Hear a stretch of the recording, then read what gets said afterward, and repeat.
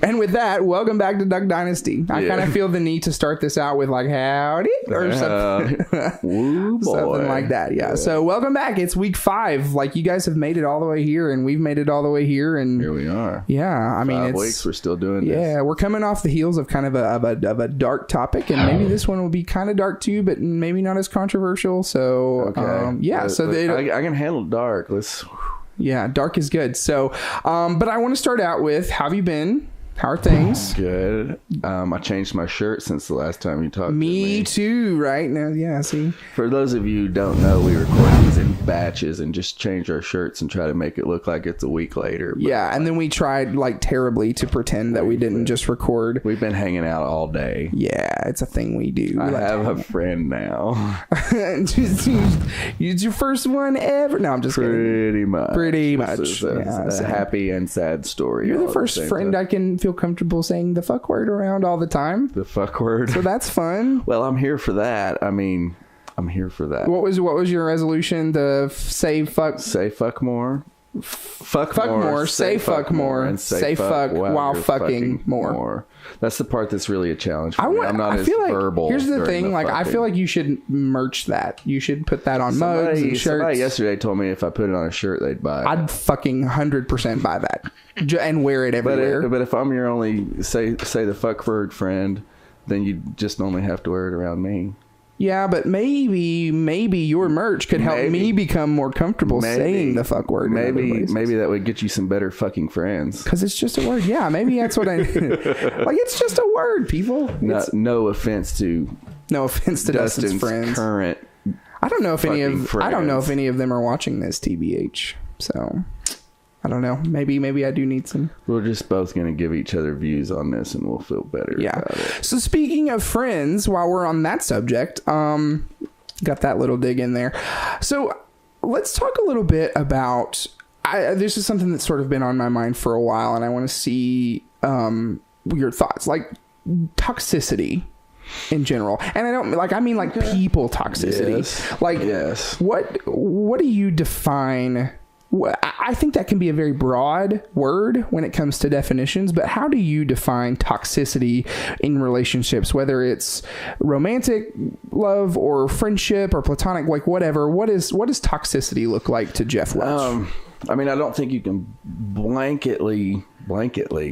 That's a new word. Are we gonna did we do that? We just made a word. You did it. I don't think you're a poet. You can't define it in the terms of what you're talking about in relationships in one way, because the toxicity happens in the interaction, in the space between the two people. So it depends on. So what's toxic to me in a relationship might not be toxic to you, right?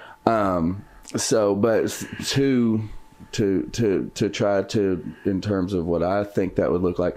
Anyone that's in your life that's just it feels like they're always draining you and never adding to you. I feel like that's toxic, and I don't feel like that's selfish. Like a relationship, whether it's a friend, whether it's a lover, if it's somebody you care about, obviously you want to be giving to them. Okay. If it feels like either you're the only one contributing, giving, or it's just a way out of balance, that's toxic. And I'm actually I'm a hardliner on this subject. I don't care if it's your fucking mom, your fucking dad, your sister, whoever. I don't care who it is. If you are giving more than they are, if when you're around them or you interact with them, you feel like you walk away less than, that person is toxic and they don't need to be in your fucking life. Right. Okay.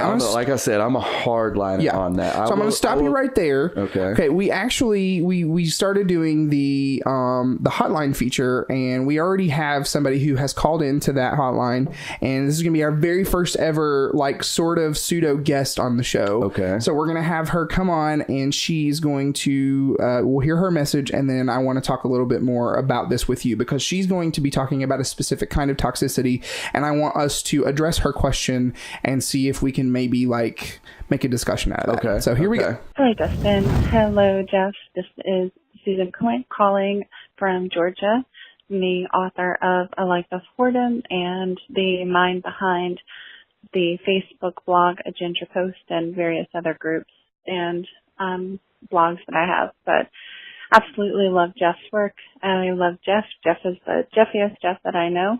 And so I just wanted to call in, show my love, show my support, and ask a question. I would say to the both of you, what does love look like outside of toxicity? What does love look like for you now that you have moved past these really dark times in your life? Is it something that you're still interpreting and understanding? Is it this unfolding? Or do you feel like you really have a grasp on what love is and what it looks like? And how can you relate that to your viewers and the people who follow your work, so that they might understand how they can determine what love looks like for them outside of toxicity? So I hope to get that question answered, and I look forward to hearing the answer. Have a great one. You guys keep up the awesome work. Wow. Great. Wow. Great first question. She went in. She really went in on that. First of all, I want to say that was Susan Conway. She is and she said this, she's the author of a book called A Life of Whoredom. And I was talking to Dustin about this early, actually, before we got this message, but I feel like a total piece of shit. I've bought her book. Like I waited for her book for a long time and bought it, and haven't finished it yet. But I'm real close, Susan. I promise. Actually, by the time this airs, I will have finished it, because now I'm just like, because this human, she's just a great fucking human. Yeah. Who in a world where a lot of people get really competitive, and for some reason that think like maybe there's not enough likes or shares to go around for all of us, and, right. And when other people start getting them, feel really defensive and competitive. She supports so many people genuinely. I love that in the arts community. That's important. She's one of those people that you want to support her, because she's just so supportive. And Susan, it's not in a like for like, share for share sort of way. It's like, it's fucking real. You can tell when it's real with Grown Up. Now to her question. So what does love look like outside of toxicity? I'm trying to think. And I kind of talked about it a little bit leading up to that, in terms of, I think outside of toxicity, love looks like a balance. I still think in any relationship between any two people, especially in a I'm mostly talking about this in a romantic context, I suppose. I believe it looks like balance. The thing about it is there's not. It's always fluid. There's always this flux. You don't reach this static state where we found this balance, because as individuals we're always changing. So you might have this balance one day or 1 week or 1 month, and if you're not constantly aware of maintaining that balance outside of toxicity, then it can end up, and not on purpose or not maliciously, it's more of laziness than anything else, you might end up way out of balance, right? So I believe that, keeping that toxicity out of a relationship, it's a day-to-day sort. You have to both be on the same mission to keep it that way. That's a good way to put it, being on the same mission. You're on the same team, and you have to realize that it's a goal that you're never going to achieve it and then be like, there it is, give me my fucking trophy, because you got to wake up the next day and do it again. I like that. I feel like I can give a slightly different context to possibly others who are listening who might be going through something similar to me. And that is because I feel like you're in a good place. We've talked about like your relationship and sort of like it's healthy and it's in a good place. I'm in a place where, like, to address her question directly, I don't feel like I've necessarily found what love looks like outside of toxicity yet. And I'm okay with that because I'm on a journey to figure out what that looks like for me. And I think it is very subjective how we talked about earlier. What's toxic to me might not be toxic to you.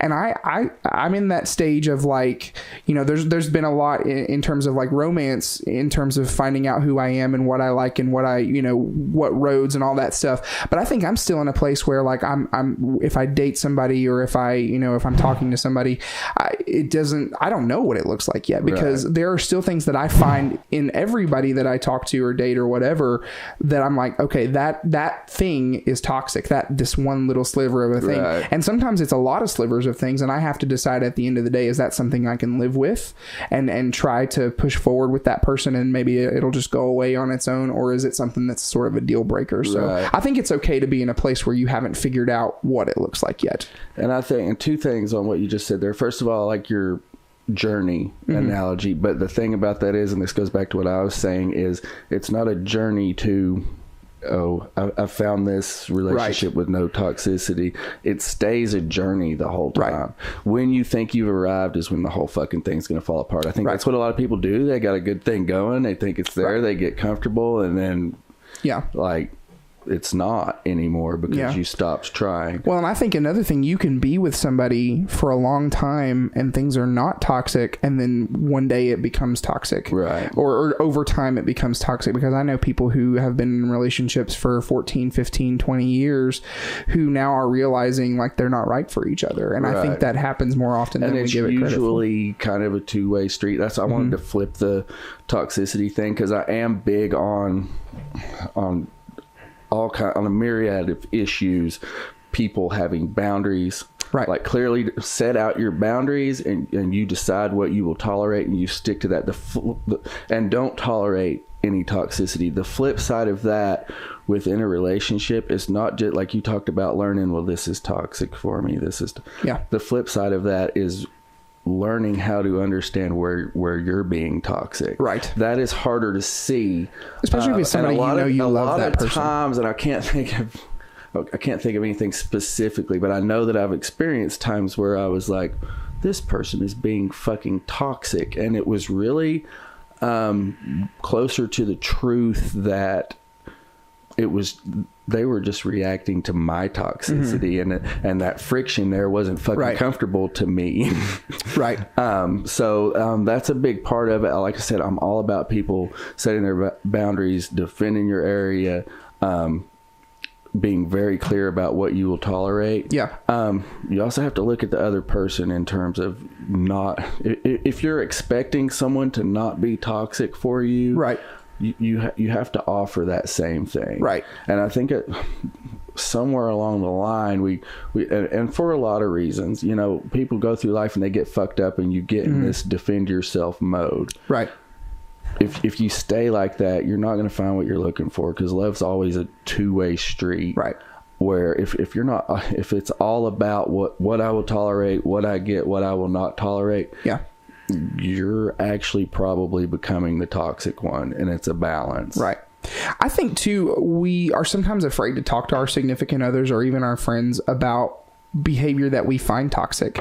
And so I think that's where I used to be with it, is I would just get so infatuated with the person that I wanted to try to make things work so badly that I would just ignore the things that were hurting me and just kind of compartmentalize those things and say, well, I just want to be with this person and that'll go away. But sometimes it don't. And sometimes it doesn't. And I think we need to learn as people it's okay for us to communicate, hey, the fact that, you know, you had plans with me and then you canceled them, and then I see you on Instagram with other people, and you ditched me to go hang out with these other people. Like, that's toxic behavior. Right. And it's just like, that's something you could have communicated with me about. Now I'm communicating with you. You know, I think we're afraid to communicate sometimes. And that's something I have learned in the last, you know, 3 to 5 years, is that if something is toxic to you, don't hesitate to tell that person. And here's the thing you're talking about. But you also need to be receptive when they come back at you. The receptive part is that, and this is a part I'm learning about myself, because I'm big on, I love the communication part, and I'll bring up what's on my mind, and I will always tell. Recently, in particular, due to some things going on, like I've told my wife, if you tell me what you're feeling, right, and I mean that. I mean that. Then she does that.